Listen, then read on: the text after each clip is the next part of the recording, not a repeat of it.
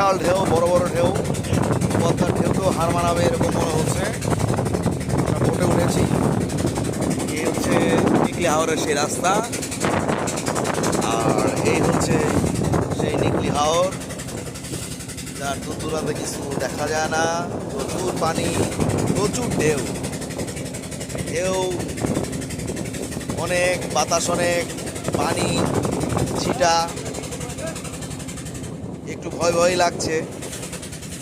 তারপরও আমরা এখানে বসে আছি। আসলে দুরন্ত সাহসের দরকার এখানে। এক সাইড হয়ে বসেন না।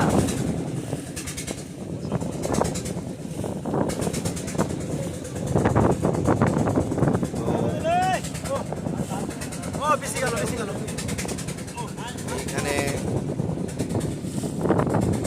আসলে এটা হাওর অঞ্চল। এই পানি সারা বছর থাকে না, বছরের প্রায় 6 থেকে 9 মাসের মধ্যে পানি থাকে। বাকি 3 মাস বা 6 মাসের মতো এই জায়গায় মাটি থাকে।